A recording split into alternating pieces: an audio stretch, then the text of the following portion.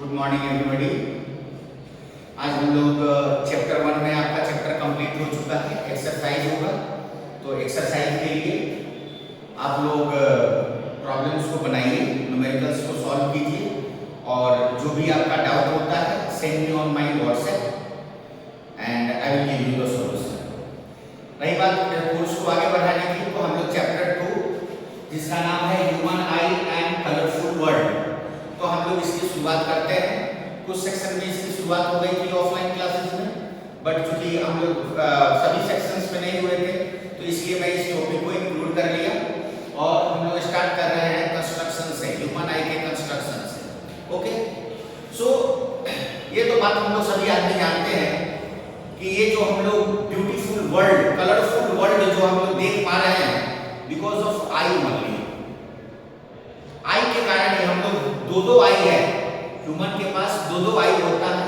वह wider field of view के लिए होता है, 3 डायमेंशनल फील्ड ऑफ व्यू के लिए होता है। अगर 1 आई रहता तो 2 डायमेंशनल व्यू ही होता है, अप्रोक्सीमेटली 15 डिग्री तक ही हम इसको देख पाते हैं। लेकिन ये पेयर ऑफ आई होने के कारण एक wider field of view and 3 dimensional field of view मिलता है।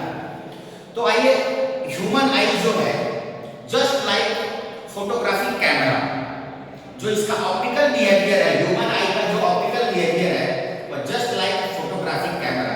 जितने पार्ट्स आपको आई में होते हैं उतने ही पार्ट्स आपको एक फोटोग्राफिक कैमरा में होते हैं। ऑप्टिकल बिहेवियर सेम करने का मतलब है कि जिस तरीके से ये काम करता है उसी तरीके से फोटोग्राफिक कैमरा भी काम करता है। मैं बीच में पार्ट्स, कॉरस्पॉन्डिंग पार्ट का नाम भी बताता चलूंगा, फोटोग्राफिक कैमरा से इसको रिलेट भी करता चलूंगा। तो first of all, I one जो होता है वो नियरली स्फेरिकल होता है और जिसका डायमीटर 2.3 सेंटीमीटर अप्रॉक्सीमेटली होता है। ये क्वेश्चन में पूछा जाता है बोर्ड में आपको, what is the diameter of eye board, that is 2.3 centimetre. Okay, so सबसे पहले कंस्ट्रक्शंस में हम लोग आउटर लेयर के बारे में देख लेते हैं। आउटर लेयर को हम लोग कहते हैं स्क्लेरोटिक या स्क्लेरा भी बोलते हैं इसको, स्क्लेरा भी आप कह सकते हैं, स्क्लेरोटिक या स्क्लेरा बोलते हैं। यह एक व्हाइट कलर का इन मेम्ब्रेन होता है जो कि इसको शेप देता है।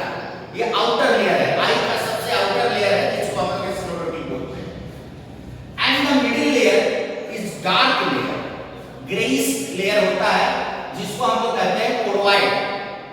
और ये जो है समझिए कि एक डार्क बैकग्राउंड, जो इमेज फॉर्म होता है रेटिना पर, उसको एक डार्क बैकग्राउंड देने का काम करता है। And the third and innermost layer is called retina.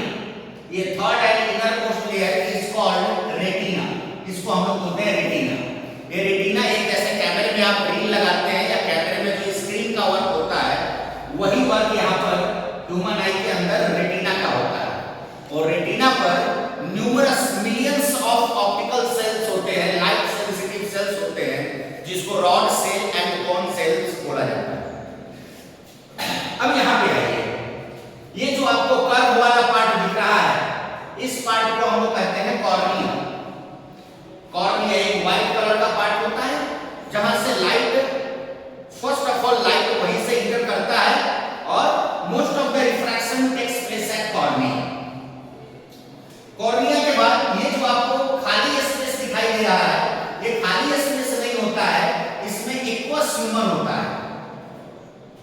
Aqueous humour एक ट्रांसपेरेंट ह्यूमर होता है जो आपको आईज को नरिश करता है। आईज को नरिश करने में आपके आंख पर, आप जैसे कभी सो करके उठते हैं तो आंख सूखा हुआ रहता है, उस समय चुभता है, लेकिन जैसे ही आप कुछ पानी मार लेते हैं आंख पर तो आप फिर नॉर्मल हो जाता है, यानी कि उसको स्लिपरी सरफेस बना करके रखता है। तो ये एक्वस ह्यूमर इसके अंदर होता है और वो इसको शेप देने का भी काम करता है। दूसरा, ये जो है वो आइरिस है। आइरिस क्या करता है, तो वह अमाउंट ऑफ लाइट, कितना आइस के अंदर अमाउंट ऑफ लाइट जाना चाहिए, उसको कंट्रोल, उसको नियंत्रित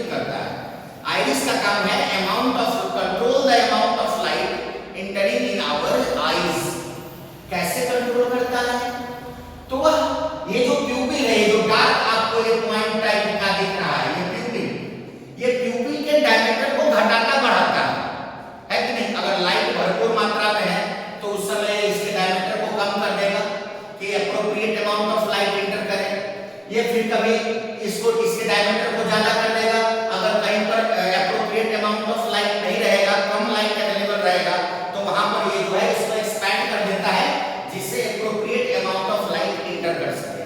मतलब प्यूपिल जो हो गया वो गेटवे ऑफ लाइट हो गया, और आइरिस जो हो गया जैसे कैमरा में, जैसे ही कैमरा को आप यूज करते हैं तो सबसे पहले शटर ओपन करते हैं, तो ये एक शटर का काम कर रहा है यहाँ पर, और ये जो है प्यूपिल के थ्रू लाइट इंटर करता है आइस के अंदर। उसके बाद है ये है आई लेंस, जो कि ये प्रोटीन का बना हुआ होता है, जिलेटिन नाम होता है, जिलेटिन प्रोटीन का बना हुआ होता है ना, नेचुरल बाइकॉन्वेक्स लेंस होता है।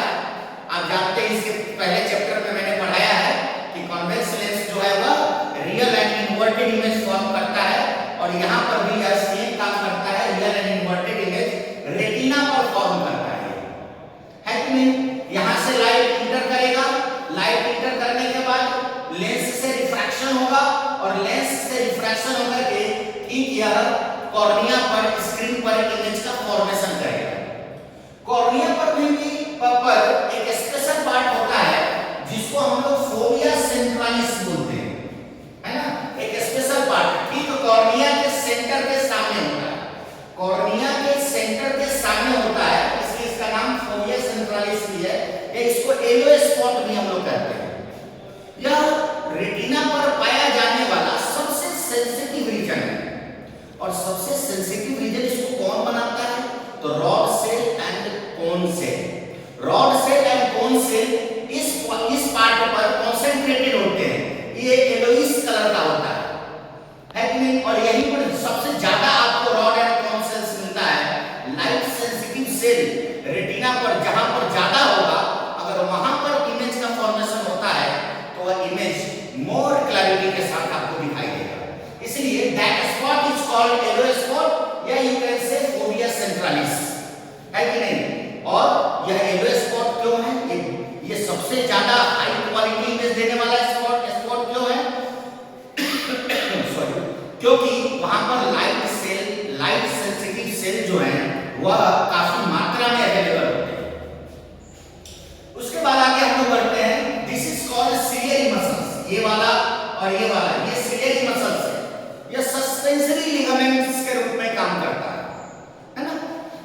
ये जो है लेंस को दो काम है, लेंस को एप्रोप्रिएट पोजीशन पर होल्ड करके रखता है, ये जो सिलियरी मसल्स है यह लेंस को एप्रोप्रिएट पोजीशन में रखता है, और इसका सेकंड काम है कि लेंस के अंदर एक क्षमता होती है, सेल्फ एडजस्टिंग क्षमता होती है, जिसको हम लोग कहते हैं पावर ऑफ एकोमोडेशन। जैसा कि आप जानते हैं कि you can see the nearby object as well as distant object, then how it is possible, यह कैसे ह्यूमन आई कैसे कर पाता है, तो by adjusting its focal length. अगर दूर की चीजों को देखना है तो अपने फोकल लेंथ को बढ़ा लेगा, अगर नजदीकी चीजों को देखना है तो फोकल लेंथ को कम कर लेगा। कैसे, बाय कॉन्ट्रैक्टिंग एंड रिलैक्सिंग, है कि नहीं। अगर जैसे कॉन्ट्रैक्ट करता है, ये कॉन्ट्रैक्टिंग और रिलैक्सिंग का काम कौन करता है, तो ये सिलियरी मसल्स करता है। सिलियरी मसल्स का मैंने बताया कि यह दो काम करता है, एक तो सस्पेंसरी लिगामेंट्स के रूप में काम करता है जो इसको एप्रोप्रिएट पोजीशन पर होल्ड करके रखता है आई लेंस को, और इसका दूसरा वर्क है कि यह आई लेंस में कॉन्ट्रैक्शन और रिलैक्सेशन करके इसके फोकल लेंथ को एडजस्ट करने में भी मदद करता है। जैसे आई लेंस है, अगर इसको कॉन्ट्रैक्ट कर दिया तो कुछ ये ऐसा हो जाएगा, इसके और जो वाल्स हो जाएगा वो ठीक हो जाएगा, और लेंस का वाल जब ठीक हो जाता है तो उसका फोकल लेंथ रिड्यूस कर जाता है, उसका फोकल लेंथ क्या हो जाएगा, रिड्यूस कर जाएगा। तो इस तरीके से उसको कॉन्ट्रैक्ट करके फोकल लेंथ को रिड्यूस कर देता है, और उसको रिलैक्स करके फोकल लेंथ को बढ़ा लेता है, इंक्रीज कर लेता है। तो इसी चीज को हम लोग कहते हैं power of accommodation.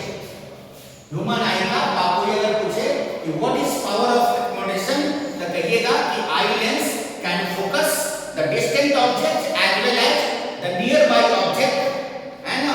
This is called power of accommodation. और एक होता है power of adaptation. Power of adaptation का मतलब है कि ह्यूमन आई अपने आप को कम लाइट या फिर ज्यादा लाइट हो, वह दोनों ही माहौल में अपने आप को एडजस्ट कर लेता है, और यह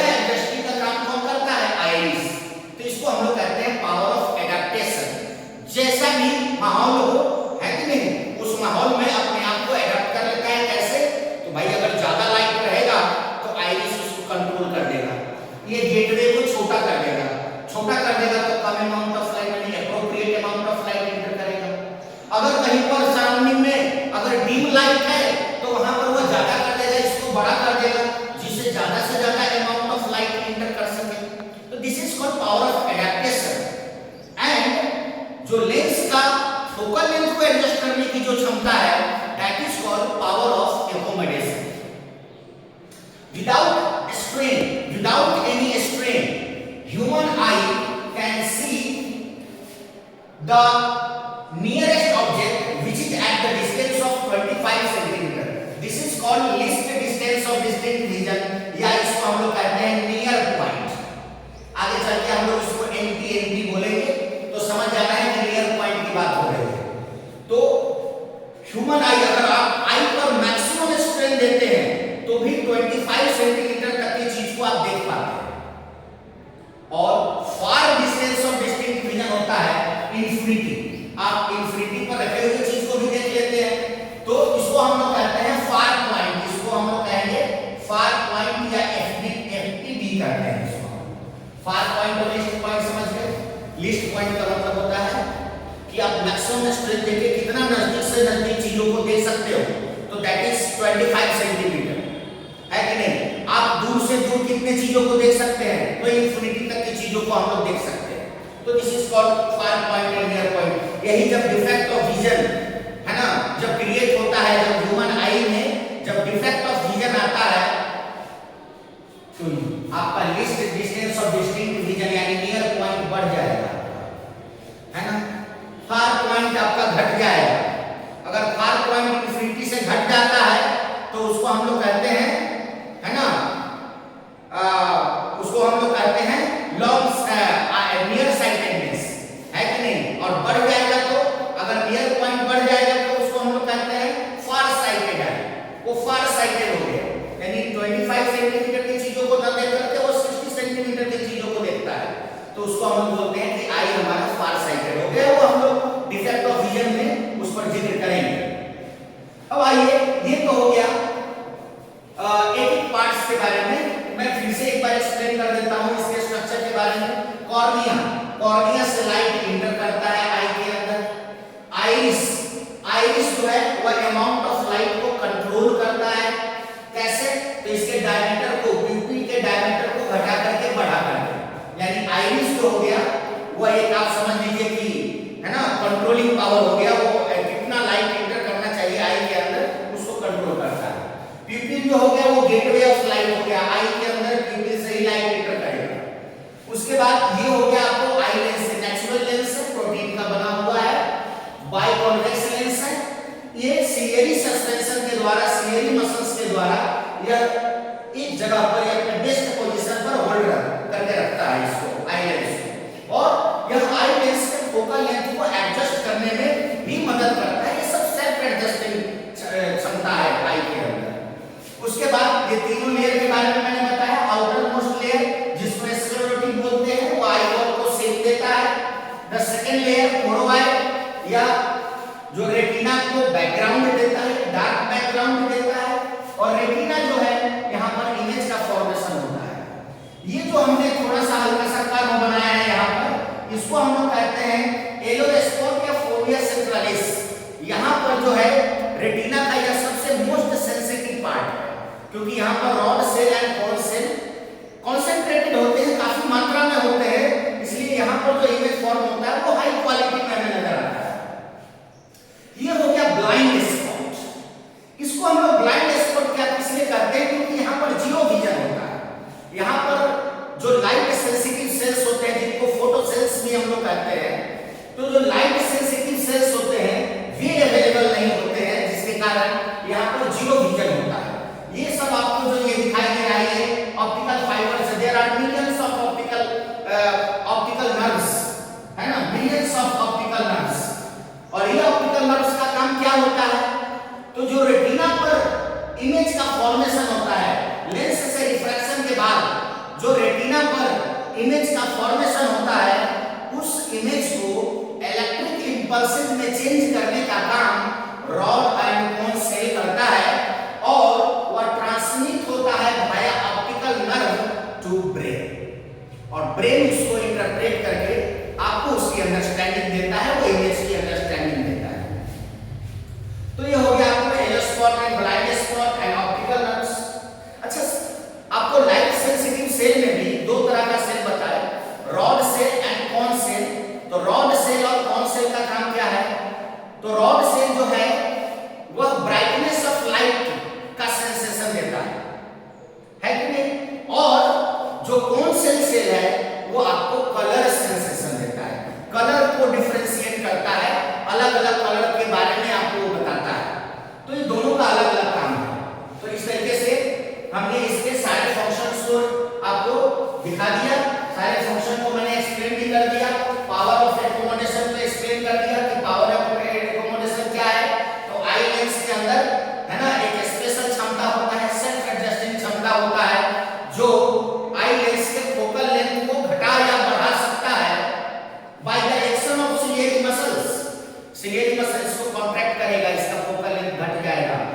नियर बाई ऑब्जेक्ट पर फोकस कर सकता है ना। सीएडी मसल इसको रिलैक्स करेगा, इसका फोकल लेंथ बढ़ जाएगा, यानी कि वो डिस्टेंट ऑब्जेक्ट पे फोकस कर सकता है।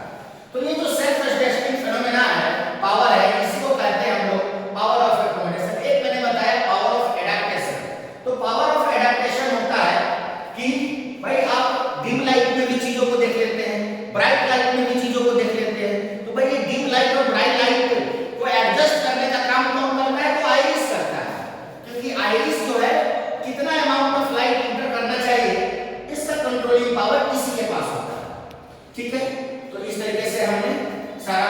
और कभी-कभी आप देखते हैं कि किसी का आईज का कलर भी डिफरेंट होता है, किसी का डार्क ब्लैक होगा, किसी का हल्का सा मतलब जो है उसको हल्का येलो टाइप का होगा।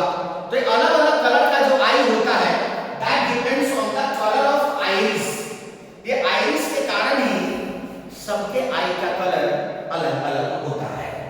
ठीक है, तो that's all for the today, and we will come up for the next topic, that is defect of vision, on tomorrow. Till then, thank you very much.